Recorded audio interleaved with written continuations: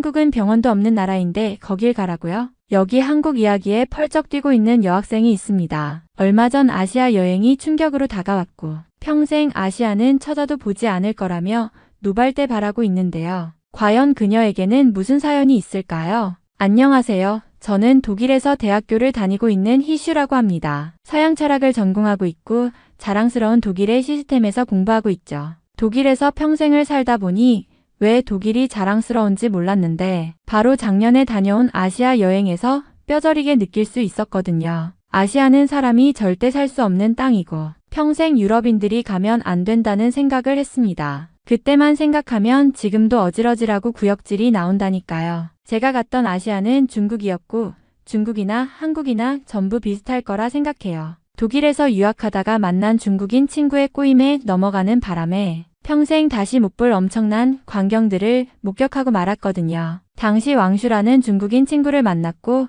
그 친구는 중국이 독일보다 훨씬 좋다는 말을 입에 계속 달고 살 정도였어요. 독일은 너무 오래된 건물이 많아서 건물마다 내부에서 냄새가 나고 고층 건물이 없어서 이동을 해서 다른 건물을 가야 하는 일이 많다고 했죠. 중국은 전국이 미국의 뉴욕 이상으로 발전되어 있고 인구도 많기 때문에 사람이 살기 좋게 설계되어 있다면서 독일 사람들 전부 중국에 가서 공부를 해야겠다고 말했습니다. 중국의 만년 역사 또한 굉장한 자랑거리이고 중세 유럽의 르네상스가 중국 덕분에 이루어질 수 있었다는 말까지 했으니 저로서는 궁금하지 않을 수가 없었어요. 독일의 철학자들도 중국의 영향을 받은 경우가 대부분이고 과거 산업혁명 또한 중국의 첨단 기술을 전해받은 기술자들이 산업혁명을 일구어냈다는 등의 주장을 할 때마다 저는 가슴이 뛰고 말았습니다. 실제로 과거 중국은 나침반을 유럽에 전파한 것은 분명한 사실이고 그로 인해서 항해술을 발전시켰던 것도 사실이었으니까요. 그렇게 저는 독일에서 햄버거 가게 아르바이트를 한 돈을 모아서 중국으로 꽤나 오랜 기간 여행을 가게 되었던 것이죠. 지금 생각해보면 그 돈은 너무 아까운 돈이었고 차라리 한국에서 그 돈을 썼더라면 너무 행복했을 것 같다는 생각뿐이죠. 지나간 일에 얽매이는 스타일은 아니지만 중국인들이 제 피 같은 돈을 받게 된 것 자체가 너무 우라통이 터지거든요. 중국에 갔을 때는 아시아가 이런 곳이구나 하면서 새로운 기분에 접근했어요. 약간은 낙후되어 보이지만 아시아인들이 유럽에 여행을 가면 낡은 건물들을 보는 기분이 이렇겠다고 생각하니 그리 불편한 점은 하나도 없었거든요. 심지어 혼자 여행을 해도 휴대폰 번역기를 통해서 소통하면 되니 그리 불편하지도 않았습니다. 오히려 저는 프랑스를 여행할 때보다 더 좋다고 생각한 것이 프랑스는 길거리에서 지린내가 너무 많이 나고 물가도 터무니없이 비싼 반면에 중국은 프랑스보다 조금 낫다고 여겨졌고 물가는 무척이나 저렴해서 마음껏 음식들을 사 먹어도 부담이 되지 않았죠.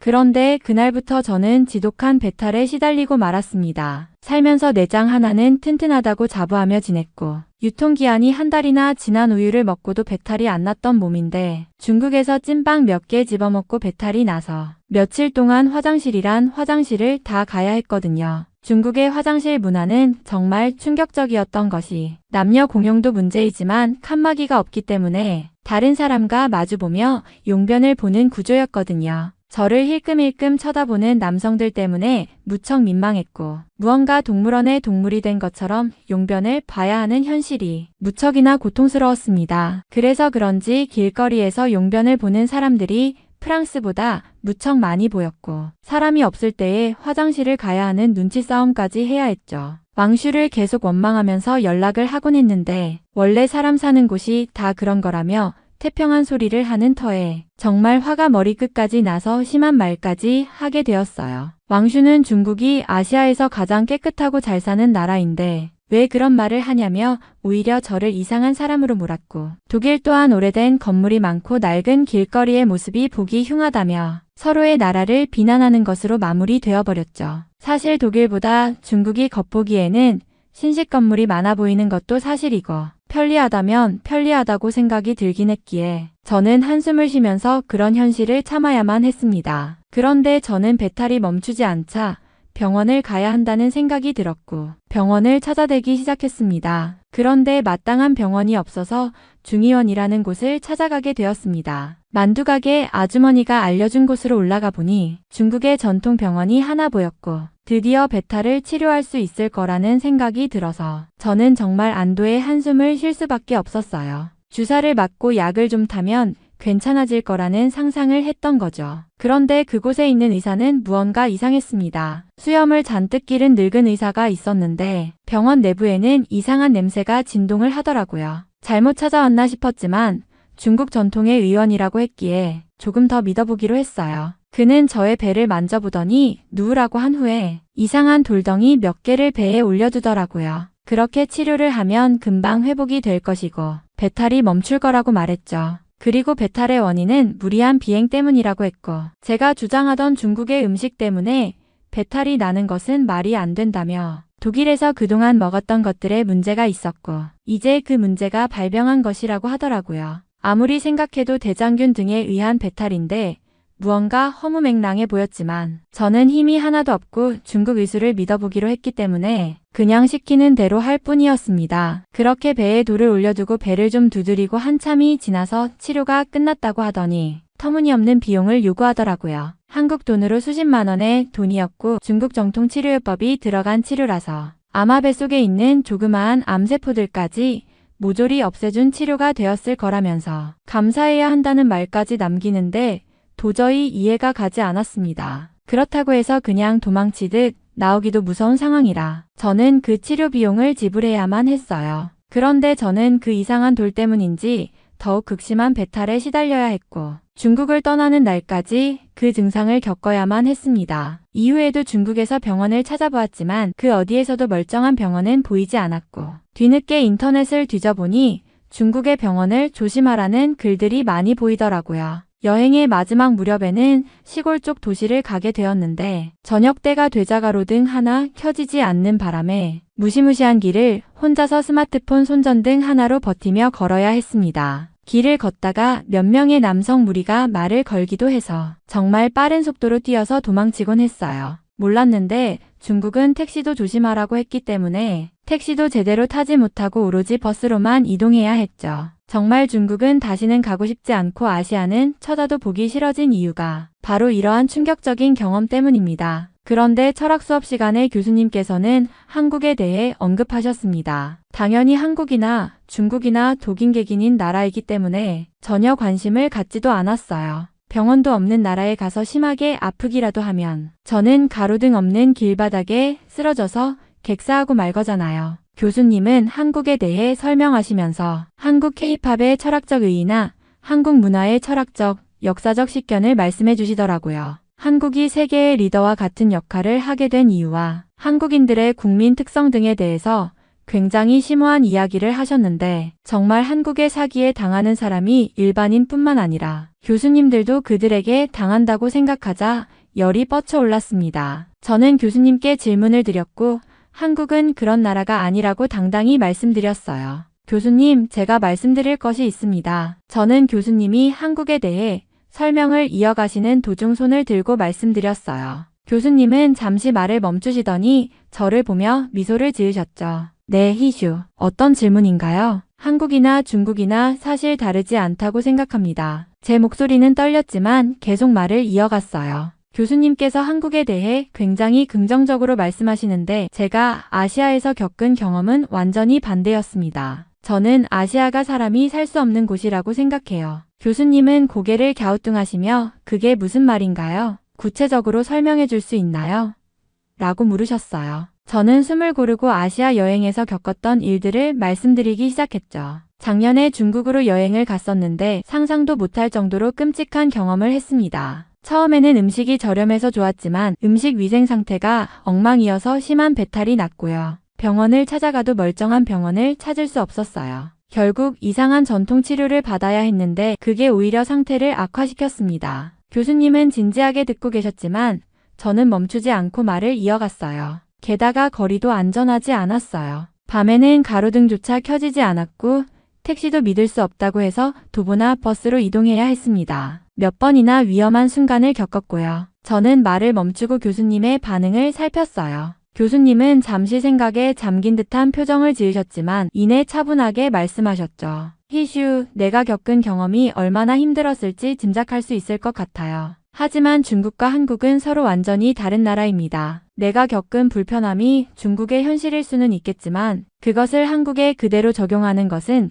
다소 과장된 판단일 수 있어요. 혹시 한국에 대해 직접 경험해 본 적이 있나요? 그 질문에 저는 잠시 머뭇거렸습니다. 사실 저는 한국에 가본 적이 없었거든요. 그래서 솔직히 대답했죠. 아니요, 한국에는 가본 적이 없습니다. 하지만 한국이나 중국이나 아시아 국가들은 다 비슷하다고 생각했어요. 교수님은 미소를 지으며 고개를 끄덕이셨습니다. 그렇군요. 하지만 경험 없이 판단하는 것은 철학적으로도 적절하지 않다고 생각하지 않나요? 모든 나라에는 고유한 역사와 문화, 그리고 그에 따른 삶의 방식이 있습니다. 중국과 한국은 겉보기에는 비슷해 보일지 몰라도 내면적으로는 완전히 다른 맥락을 가지고 있어요. 교수님의 말에 저는 조금 머쓱했지만 여전히 아시아에 대한 부정적인 감정이 쉽게 사라지지는 않았습니다. 교수님은 제게 다시 질문하셨어요. 희슈, 한국에 대해 배울 기회가 있다면 한번 열어두고 들어보는 건 어떨까요? 내가 지금까지 알고 있는 아시아의 모습과는 다른 면을 발견할 수도 있을 겁니다. 저는 교수님의 말을 듣고도 마음 한구석에서 쉽게 수긍할 수가 없었습니다. 그래서 다시 손을 들고 말했어요.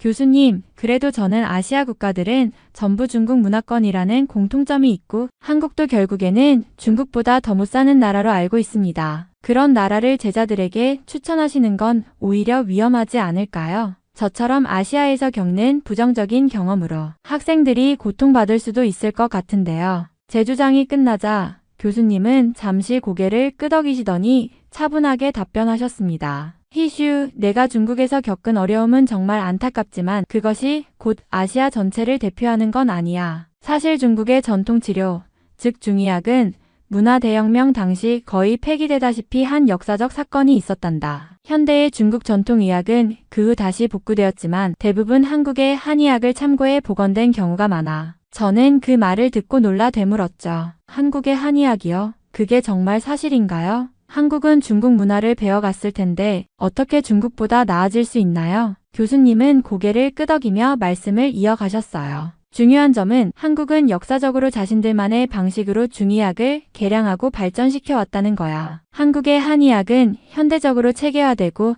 약초를 기반으로 한 과학적 연구도 진행되고 있어. 반면 중국은 문화대혁명 당시 학문과 문화유산이 파괴되었고 다시 복구하는 과정에서 상당히 왜곡되거나 퇴보된 부분이 많아. 그래서 지금은 한의학이 중의학보다 훨씬 발달해 있다고 평가받고 있단다. 그제야 저는 약간 당황한 마음에 말이 막혔습니다. 그럼 제가 중국에서 겪었던 그 끔찍한 병원은? 교수님은 부드러운 목소리로 답하셨습니다. 그건 안타깝게도 중국의 현실이야. 물론 현대적인 병원도 많겠지만 내가 겪은 것처럼 전통치료라는 명목 아래 비과학적인 방법이 남아있는 곳도 많지. 하지만 한국은 다르단다. 한국은 세계 최고 수준의 의료 시스템을 가지고 있어. 종합병원부터 전통 한의원까지 치료 환경과 안전성이 뛰어나고 무엇보다 신뢰할 수 있지. 저는 교수님의 말을 들으며 어쩐지 이전의 선입견이 조금씩 흔들리는 것을 느꼈습니다. 하지만 여전히 완전히 받아들이기엔 조금 더 시간이 필요하다는 생각도 들었어요.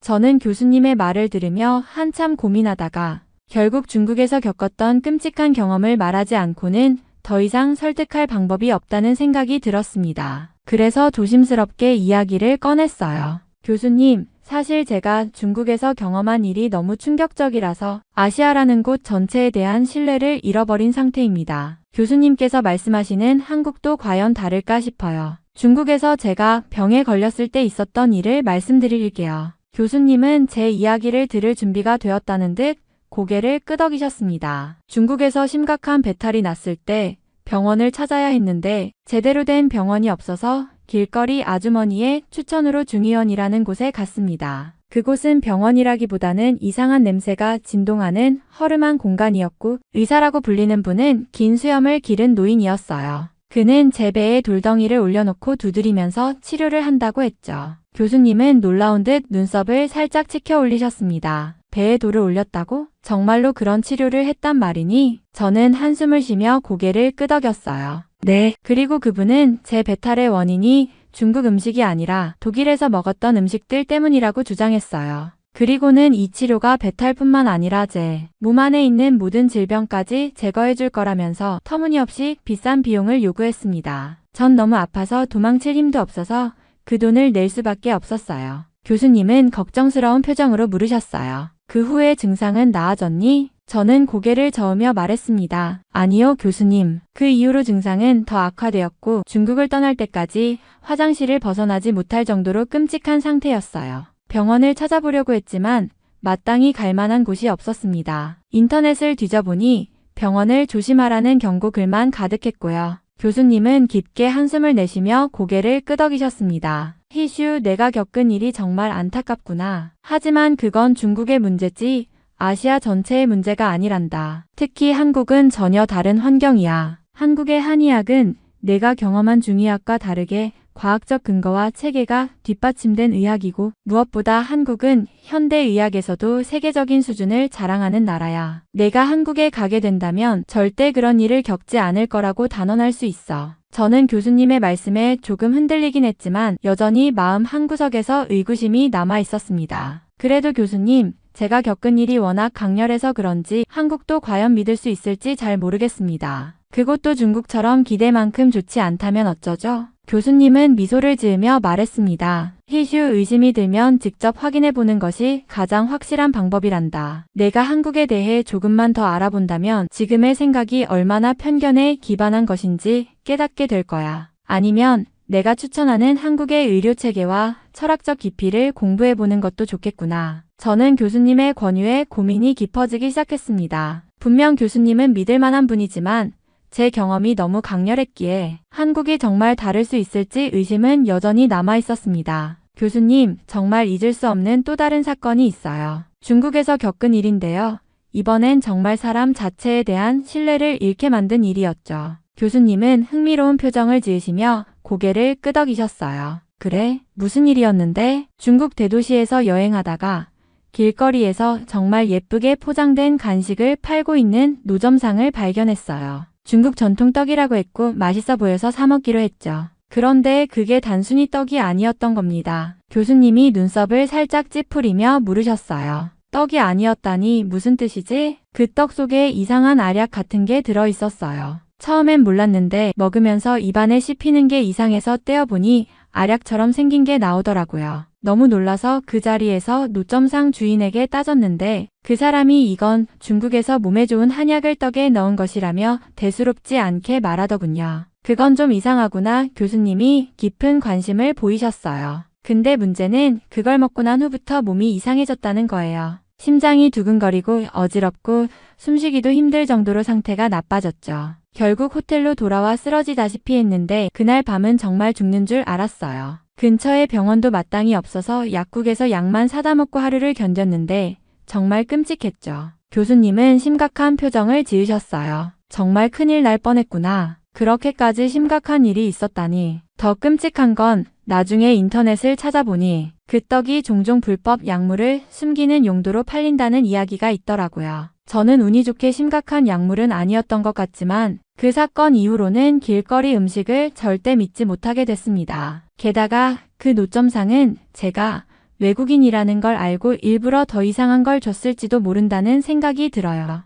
내 이야기를 들어보니 정말 충격적인 경험이었겠구나. 교수님은 잠시 말을 멈추고 생각에 잠긴 듯한 표정을 지으셨어요. 하지만 그런 일이 중국에서 있었다고 해서 아시아 전체를 동일하게 봐선 안 된단다. 한국은 길거리 음식 문화가 발달했지만 철저한 위생관리와 규제가 적용되기 때문에 이런 위험이 거의 없지. 저는 고개를 끄덕이면서도 의심을 놓지 않았습니다. 교수님, 그게 사실이라면 정말 다행이지만 제 입장에선 여전히 두려움이 앞서요. 과연 아시아의 다른 나라는 이런 경험을 하지 않을 수 있을까요? 교수님은 미소를 지으며 말씀하셨습니다. 희슈, 내가 겪은 일은 정말 안타깝지만 그것이 한국에 대한 오해로 이어지지 않길 바란다. 나는 내가 직접 경험해보고 판단할 수 있도록 한국에 대해 더 많은 자료를 추천해 줄게. 내가 진짜로 안전하게 느낄 수 있는 곳이라면 아마도 한국일 거야. 저는 교수님의 자신감 있는 태도에 조금은 흔들리기 시작했습니다. 교수님은 제 이야기를 들으신 뒤 잠시 생각에 잠기시더니 환한 미소를 지으며 말씀하셨어요. 희슈, 너에게 정말 좋은 기회가 될 만한 프로그램이 있다. 학교에서 주최하는 한국 단기 체험 프로그램인데 한국 문화를 직접 경험하고 배울 수 있는 2주짜리 일정이야. 내가 한국에 대해 가지고 있는 편견을 조금이라도 깨트릴 수 있는 기회가 되지 않을까 싶구나. 저는 당황스러워서 교수님을 바라봤어요. 교수님, 그건 좀 무리 아닐까요? 제가 중국에서 겪은 일도 그렇고 아시아는 여전히 제게 두려운 곳이에요. 교수님은 고개를 끄덕이며 제 말을 이해한다는 듯이 말씀하셨어요. 그런 걱정이 드는 건 당연해. 하지만 한국은 아시아에서도 독특한 문화를 가진 곳이야. 내가 단 한 번이라도 제대로 경험해 본다면 지금과는 다른 관점에서 아시아를 볼 수 있을 거라고 확신해. 프로그램이라면 구체적으로 어떤 건가요? 저는 교수님의 확신에 조금 흔들리면서 물었습니다. 2주 동안 한국의 서울, 경주 같은 주요 도시를 탐방하면서 역사, 문화와 기술을 직접 체험하는 프로그램이야. 학교에서 일부 비용을 지원해주고 남은 비용도 학생들에게 부담이 크지 않도록 설계됐어. 교수진이 직접 동행해서 안전 문제도 신경 쓰고 있고 교수님의 설명을 들으면서 조금씩 흥미가 생겼습니다.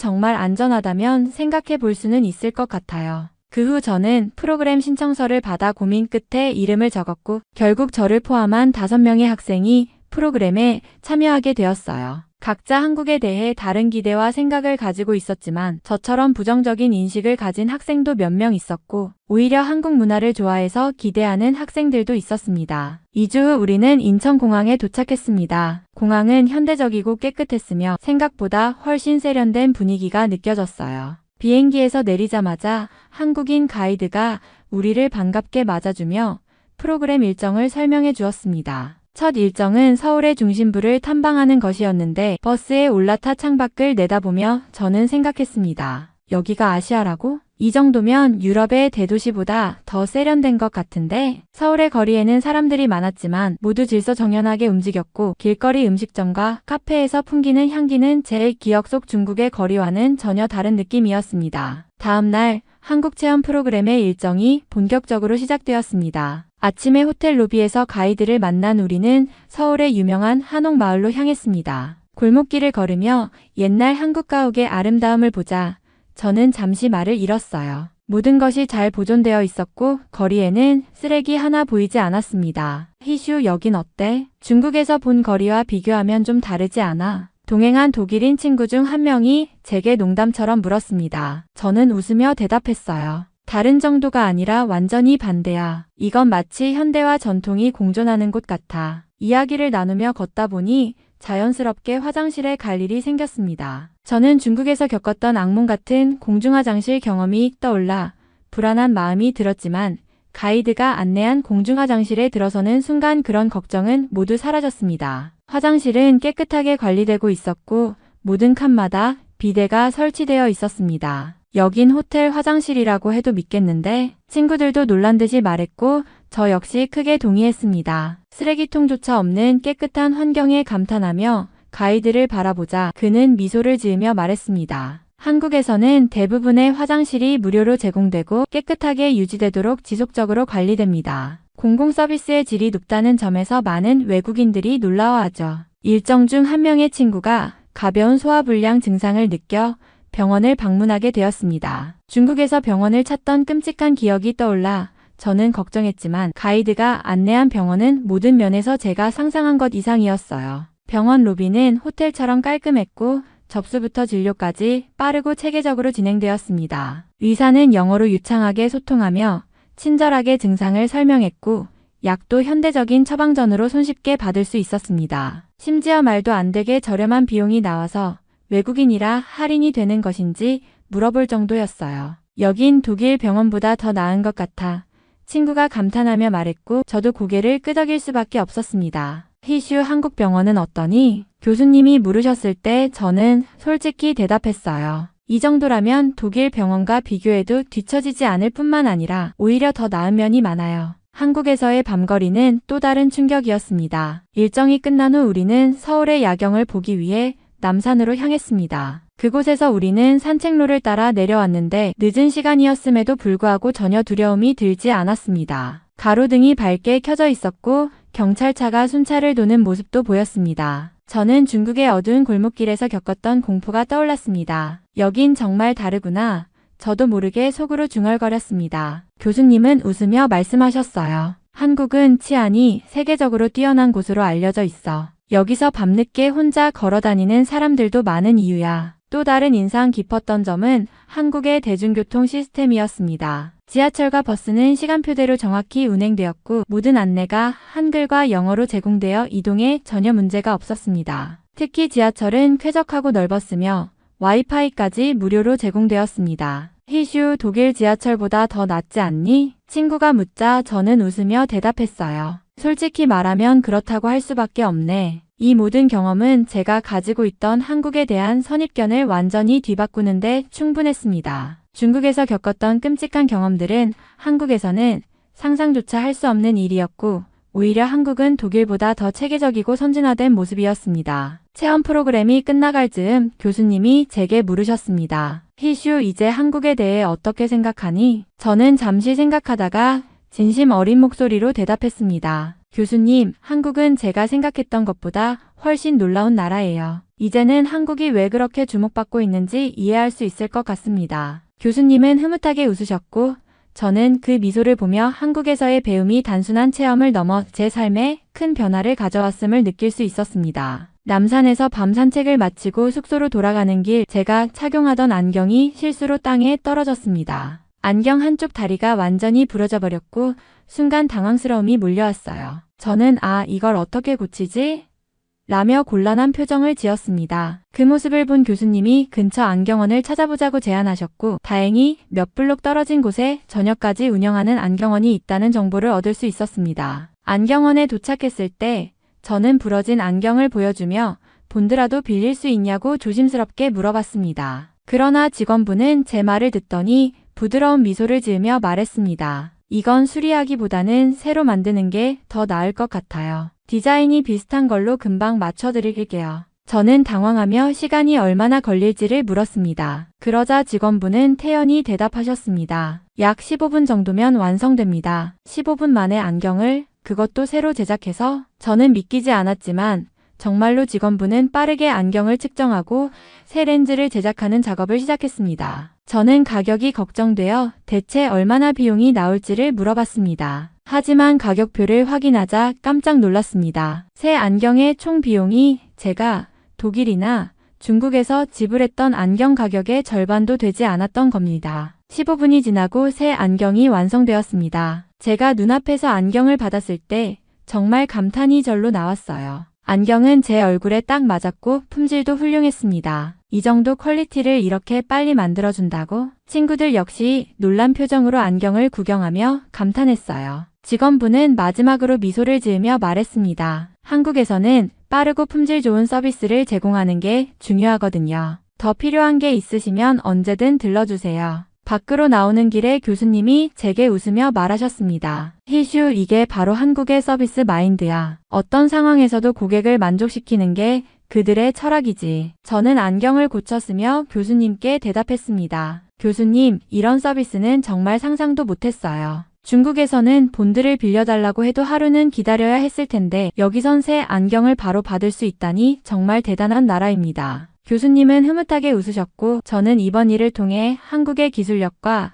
서비스 정신이 단순한 경제적 발전 이상의 깊이를 가지고 있다는 사실을 다시 한번 느꼈습니다. 사실 유럽에서는 안경을 주문하면 2주 정도가 소요되는 데다가 이렇게 정밀하게 제작이 되지 않기 때문에 안경이 부러지면 계속 부러진 안경을 써야만 하거든요. 심지어 비싼 안경값 때문에 며칠 동안은 돈을 아껴야 하죠. 그런데 한국은 이렇게 편리하게 안경을 살 수 있다는 것이 신기했죠. 안경을 쓰는 한국인들에게는 정말 축복과도 같은 나라였고 전체적으로 유럽의 그 어떤 나라보다 살기 좋다는 느낌을 받아서 정말 행복하고 여기 살고 싶다는 생각만 들었습니다. 한국에서의 일정을 마치고 독일로 돌아온 첫날 저는 공항에 도착하자마자 묘한 이질감을 느꼈습니다. 모든 것이 익숙해야 할 내 고향에서 오히려 한국에서 느꼈던 편리함과 세심한 서비스가 그리워지기 시작했기 때문입니다. 가장 먼저 느껴진 차이는 공항의 분위기였습니다. 한국 공항에서는